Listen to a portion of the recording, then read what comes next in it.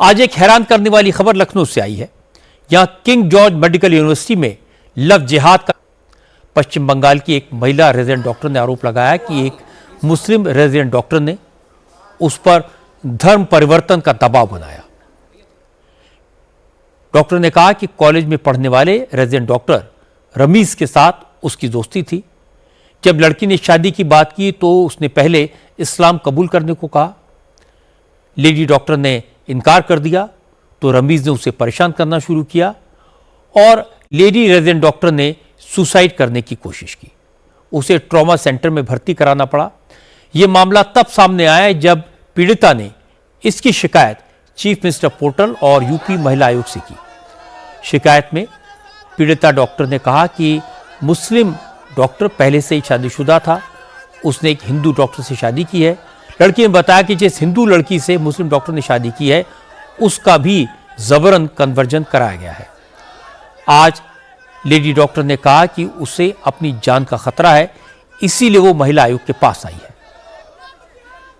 I just want to say that I have been harassed since July. I was in a relationship with this person, and then after I've discovered that he was married, I was harassed after that.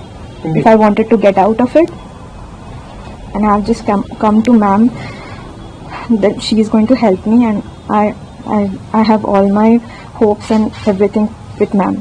I have issue with my security. I'm very scared, and I just know that ma'am is going to be with me. राज्य महिला आयोग ने इस मामले को गंभीरता से लिया। यूपी महिला आयोग की उपाध्यक्ष अपर्णा यादव ने दावा किया कि डॉक्टर रमीज ने एक नहीं दो शादियां की हैं। उन्होंने कहा कि परेशान करने वाली बात यह है कि अब पढ़े लिखे मुसलमान भी लव जिहाद में शामिल होने लगे हैं। उन्हें इस बात की आशंका है कि मुस्लिम डॉक्टर के पीछे लव जिहाद का बड़ा नेटवर्क काम कर रहा है। अक्टूबर में इसको पता चला कि इसकी शादी हो चुकी है, दो शादियां हैं, और एक लड़की है जो हिंदू है, उससे शादी होकर के उसका धर्म परिवर्तन करा दिया। तो इसने मना कर दिया। उसके बावजूद उसको स्टॉक करना, उसको बार बार परेशान करना, उसको मेंटली हरास करना, ये सब चीज़ें करा। फिजिकल अब्यूज़ तक उसके साथ किया। मेरा पूरा दायित्व बनता है कि मैं उसकी सुरक्षा का इंतज़ाम करूं। मैं समझती हूँ उस लड़की के साथ न्याय होगा। FIR हमने तुरंत दर्ज करवाने का निर्देश किया है और उस लड़के की गिरफ्तारी, जिससे उससे क्वेश्चनिंग हो सके। जब पुलिस इनको रोस्ट करेगी तो और भी लोग इस पे जो मुझे लगता है लव जिहाद से जुड़े हुए हैं वो लोग निकल करके बाहर आएंगे। नोट करने वाली बात यह है कि KGMU एडमिनिस्ट्रेशन को इस केस के बारे में कोई खबर नहीं थी। मेडिकल कॉलेज के media in charge professor KK Singh ने कहा कि महिला डॉक्टर ने कोई कंप्लेंट नहीं की। अब इस मामले के सामने आने के बाद यूनिवर्सिटी ने एक फैक्ट फाइंडिंग कमेटी बनाई है। पीड़ित लड़की की तरफ से या उसके पिता की तरफ से कोई भी शिकायत हमें अभी नहीं मिली है, कोई भी लिखित शिकायत। फिर भी हम लोग फैक्ट फाइंडिंग कर रहे हैं। दोनों स्टूडेंट्स की फाइल निकलवा ली गई है। सारे शिक्षकों, पैथोलॉजी डिपार्टमेंट में और जो इन लोगों से सीनियर रेजिडेंट थे उन सबों की एक मीटिंग अभी चल रही है, जिससे कि और भी कोई ऐसी चीज़ हो जो फरवरी में शादी हुई थी तथाकथित रूप या जो आरोप है, तो क्या उस शादी में उसने डिपार्टमेंट की किसी रेजिडेंट को, अपने साथी को, काम करने वाले सहपाठी को, किसी को बुलाया था कि नहीं।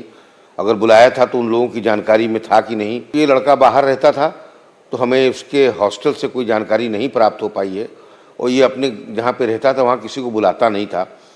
तो जो इसके साथ काम करने वाले लोग हैं उनसे हम लोग जानकारी जुटा रहे हैं। लेडी डॉक्टर की शिकायत गंभीर है। कानून और समाज दोनों जबरन धर्म परिवर्तन की इजाजत नहीं देते, लेकिन इस मामले का दूसरा पक्ष अभी हमारे सामने नहीं है। जिस डॉक्टर पर इल्जाम लगाया गया है वो गायब है। उसके सामने आने पर ही इस पूरे मामले की जांच ठीक से हो पाएगी।